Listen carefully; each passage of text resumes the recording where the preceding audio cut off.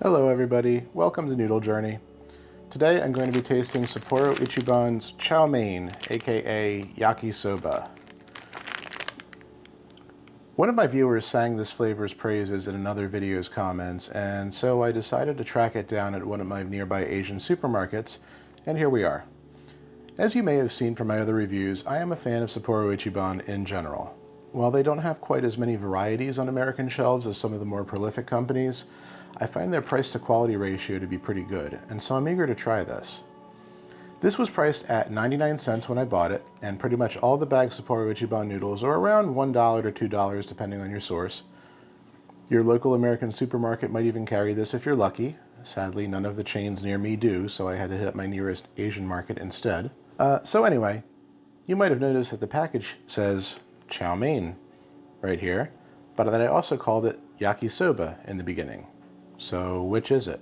Shout out and thanks again to my viewer, because I never would have known this or even thought to check, but this stylized font actually translates phonetically to Yakisoba. You might already be familiar with Chow Mein or Yakisoba, but for the uninitiated, both are fried noodle dishes that are pretty similar. Chow Mein is Chinese and Yakisoba is Japanese, and they both generally feature some kind of protein along with vegetables like cabbage and carrot. But while your typical chow mein might only use soy sauce, traditional yakisoba typically has a mixture of many sauces and ingredients like soy sauce, sugar, and Worcestershire sauce, if you can believe it. But also the terms chow mein or yakisoba have sort of become synonymous with any stir-fried noodle dish you might see on an American restaurant menu, regardless of ingredients or preparation. So what you might actually get depends on the restaurant. So which one is this, chow mein or yakisoba? It's actually mostly kind of yakisoba. This contains powdered Worcestershire sauce, but not the kind you might be thinking of. Real Worcestershire sauce contains fermented anchovies, which give it that distinct flavor. This does not contain any fish at all, according to the ingredients. In fact, I believe this product is vegan, but please check for yourself before buying, because there is a little blurb on the back here that says natural flavor, and you never know if that's like a fish derivative or something. This package is a reasonable 870 milligrams of sodium, by the way, so let's check out the noodle block and the packets. So here is your square Sapporo Ichiban noodle block, and I checked. These noodles appear to be a different recipe than the ones you'd find in the soup packs, probably because this is a stir-fried texture and needs to absorb sauce, if I had to guess. The sauce packet contains the sort of Worcestershire sauce I already talked about, plus MSG, sugar, tomato powder, tamarind, and various spices. And then there's a garnish packet of dried seaweed. Now, I should stop here and mention that often instant yakisoba is served with mayonnaise or a mayonnaise-adjacent condiment, but that did not come with this, and so I'm going to review this as is like I usually do. So let's cook this.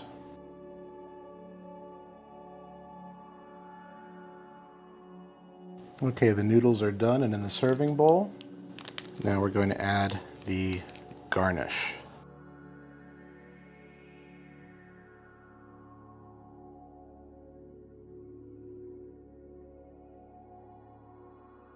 All right, give this a quick stir.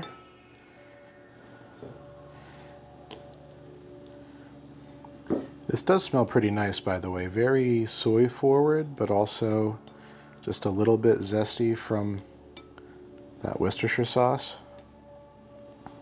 Pretty sure I'm gonna love this, but let's just double check.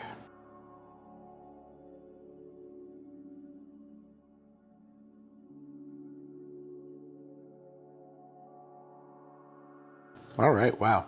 The noodles definitely seem formulated to absorb the sauce. And as you might have seen, I cooked them in a skillet. That's what the instructions tell you to do. Roughly 2 minutes or so. But anyway, the noodles are definitely a step up from the Sapporo Ichiban soup noodles in my opinion. They're very good, especially given the dollar price point of this package. I noticed the noodles themselves have MSG in them, and they are a nice, sturdy, flavorful noodle. I'm happy to call these an 8 out of 10 for noodle quality. Spiciness. I wasn't sure what to expect from this because the packaging just lists spices in the ingredients, and you never know what that might indicate. I don't find this spicy. It does have a slight zesty kick to it. I'm going to give it a 0 out of 10 for spice, but if you have a more delicate palate, you might think this is a 1 out of 10. Barely. And so let's talk about the flavor. This is a super comforting stir-fried sauce. There's a lot going on here between the sauce flavors and the seaweed garnish. The sauce itself is a nice combination of salty and sweet. It's got a nice acidic zing from that tomato and that fake Worcestershire sauce. The fishy quality you might expect from actual Worcestershire sauce is pretty non-existent, so this is great for all of you who might not enjoy that fermented fish flavor. And if you've never had Worcestershire sauce before, it's one of those ingredients where a little goes a long way. And the best way I can describe it normally is a combination of fishy, fruity, salty, and acidic all at once. And it's potent. Some would say even pungent, which is why you only ever use a few drops when you cook. And so in here you get that fruity, salty acid pretty well without it being too strong. And then you have this pretty abundant seaweed flavor from the topping that kind of ties it all together with some additional sweetness and umami. This is really great. I really love how all of your taste buds get engaged with the flavors here. I can see why this is so popular. It's incredibly satisfying. I love that the garnish is substantial. I love that the noodles are really good for being budget noodles. I think overall this is worth a 9 out of 10. This is a definite repurchase for me.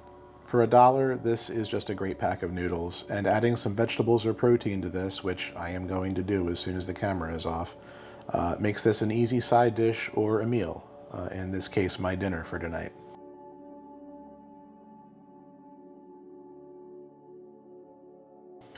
Sapporo Ichiban is always reliable with their flavors, and you can't beat the quality for the price.